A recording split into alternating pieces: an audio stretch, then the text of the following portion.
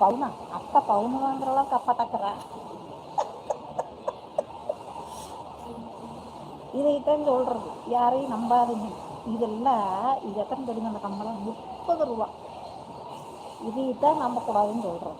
எதையுமே கண்ணில் பார்க்கறது போய், காதில் கேட்கறதுன்னு போய், கீரை விசாரிப்பது நெய். இது கூட தெரியாத உங்களுக்கு? அடக்கிறங்களா, அழகாக இருக்கிறது எல்லாத்துலேயுமே ஆபத்து இருக்குது. அதனால் அழகாக இருக்குது, நல்லா இருக்குது, அந்த மாதிரியெல்லாம் யோசிக்காதுங்க, சரியா?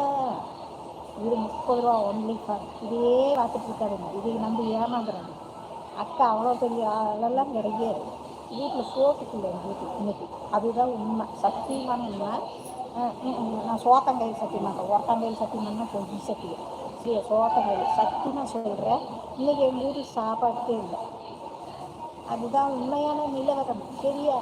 இந்த கெட்டப்பிங்கிறதுக்கு 10 ரூபா பாஞ்ச் பவுடர் மூஞ்சி போட்டுருக்குறேன், 10 ரூபா குங்குமம் நெத்தியில் வச்சுருக்குறேன், இது 10 ரூபா ஸ்டிக்கர் போட்டு வச்சுருக்குறேன், இது சாமி துண்ணூறு கையெடுத்து வீட்டில் கும்பிட்டு போட்டு துண்ணூறு வச்சுருக்குறேன். இந்த சந்தனம் 30 ரூபா, சரியா?